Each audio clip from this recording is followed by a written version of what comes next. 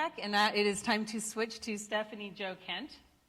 She is an RID certified American Sign Language interpreter, and she won a Fulbright to study interpreting in the European Parliament. So we are now switching gears.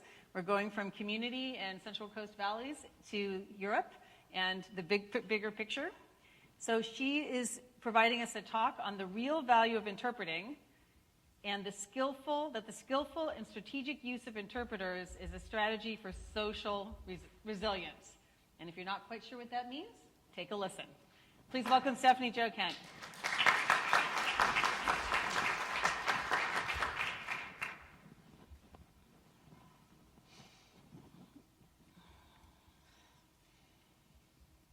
It's a pleasure to share the stage with my co-presenters today, and I'm really grateful to Barry and Catherine for creating this opportunity.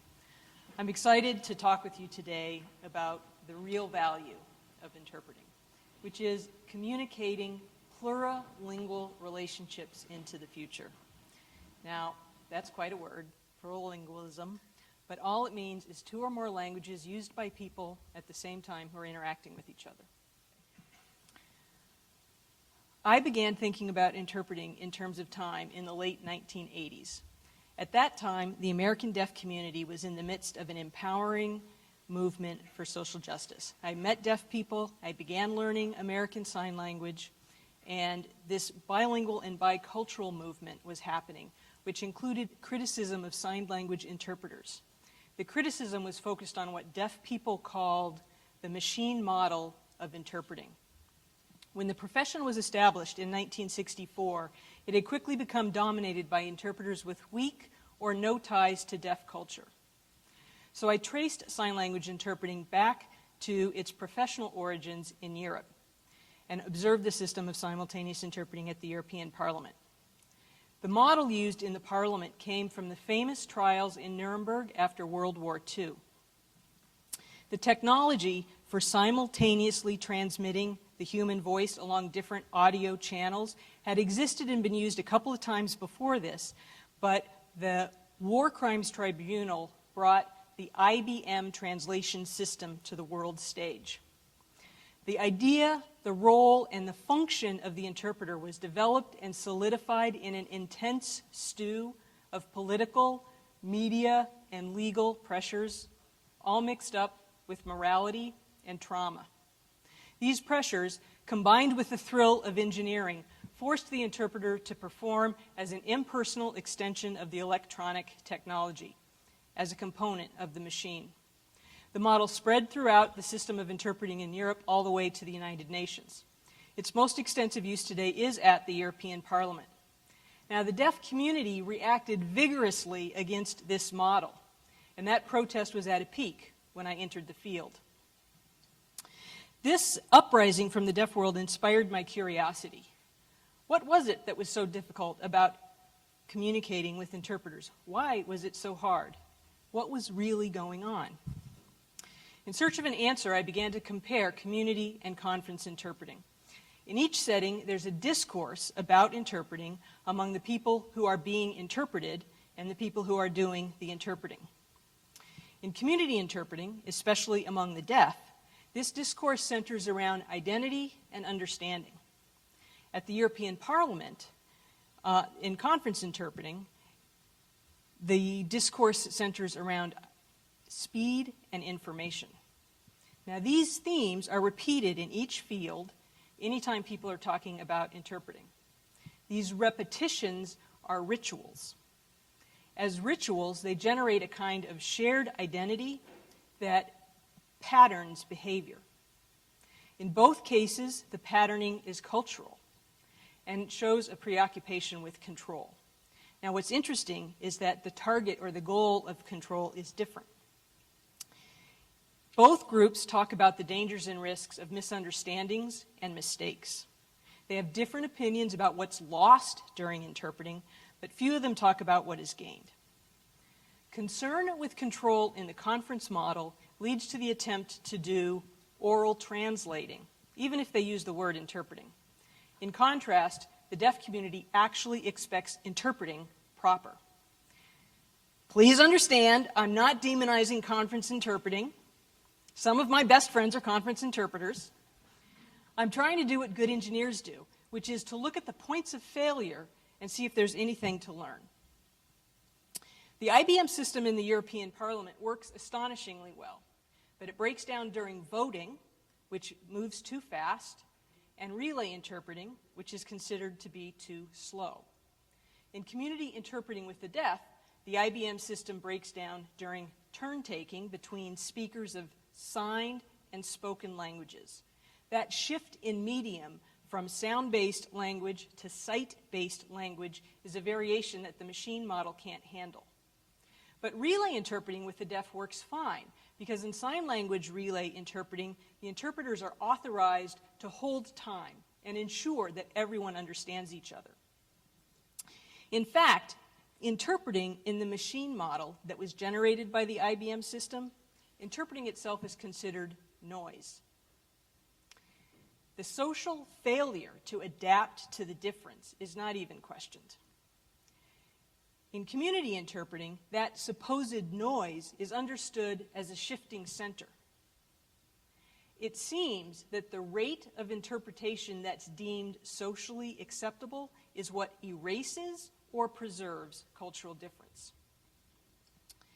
At the European Parliament, every day, some 1,200 interpreters interpret more than 20 languages for simultaneous social interaction among hundreds of elected members from 27 different countries. One very experienced politician there said, "Normally, people do not understand the difference between translation and interpretation. Translation remains there. Interpretation is to allow people to communicate." Notice that the crucial distinction between translation and interpretation is in the dimension of time. Now, I invite you to think about this in terms of culture and control. To interpret is to interact in the present. To translate is to fix a meaning for the future. Interpreting is the stuff of ritual. Translating is the exercise of power. Rituals are what sustain relationships, but power reduces relationships to one dimension. We need relationships to sustain society, but unilateral relations destabilize society. Now again, I'm not saying translation is bad, we need it. What's bad is when we use the label of translating to refer to the social activity of interpreting. And the reason this is bad is because it hides the real values of interpreting, which are that it makes time visible. And because it makes time visible, it makes culture visible. And because it makes culture visible, it makes power visible. Because interpreting makes time, culture, and power visible, using interpreting can help us learn how to take language and use it together to redesign society. In other words, the potentials of interpreting are to show us how all social interaction is meaningful. And this means we can use interpreting to create possibilities for social change, cultural equality, new economies, even reducing violence and promoting human survival. So if we whip through those two discourses about interpreting again, we can see that oral translating, with its emphasis on speed and information, leads to homolingualism, while real interpreting, with its emphasis on identity and understanding, leads to plurilingualism. And this is why we need to separate translating and interpreting as distinct activities, because they do orient us differently to time. Homolingualism seeks to establish and maintain the illusion that we are all speaking the same language. Plurilingualism establishes and maintains the social reality of difference while still allowing us to connect. Instead of the machine model, we can now understand interpreting as a form of stewardship that protects the integrity of difference while promoting relationships. From this view, mistakes and misunderstandings are evidence of social reality, not incompetence. That interpreting is not noise, but the engine of communication. And what everybody says in any language is the fuel. A plurilingual view brings homolingualism into focus. The demand for speed forces interpreters to make assumptions. This is a trade-off with the machine model, because if you insist on speed, you inhibit innovation, because the system rejects investments in building mutual understanding. The machine model also inhibits creativity in general, because it seeks one-size-fits-all solutions. After decades of criticism from the deaf community, the machine model construction of the interpreter's role is being replaced with the concept of a multidimensional role space. The three axes of interaction in role space challenge the machine model reduction of meaning of communication to linguistic units of meaning. The three role space axes of aligning with participants, of advocating for your professional performance needs, and managing the tricky parts of the interpreting process, these engage the realities of social dynamics so that interpreters can protect the integrity of each participant in the communication process. Authorizing relational autonomy for the interpreter in role space is profound because of the implications it has for interpretees. If you are being interpreted, you have to be flexible with each other's different needs for identity expression and read how to balance that with their desire for information exchange. This is a special kind of listening. You also have to learn to adapt to a punctuated rhythm of communication. When the communicative flow is interrupted, the disruption you experience is the loss of homolingualism, or more accurately, the loss of the illusion of homolingualism. You're not speaking the same language. How can you expect it to feel the same as if you were? These very disruptions to the continuity of your own conscious existence are the intimate substance of democracy. There's nothing more democratic than allowing yourself to be interpreted by another and working through the differences that will inevitably arise. This is the kind of democracy that leads to social justice, because it is as local as it gets. During interpreted interaction, you are communicating with the other, with someone whose consciousness is organized in a completely different way than your own, which is why participating in simultaneous interpreting is a strategy for social resilience. The sooner and the more people who become skilled at working with an interpreter, with us rather than against us or in spite of us, the sooner humanity can collaborate to address the monumental challenges of our age. In other words, the skillful and strategic use of an interpreter is a practical way to cultivate widespread and collective strategic foresight. Humanity is at a crossroads, and many of us know it. Do we continue to choose the homolingual illusion, or do we adapt?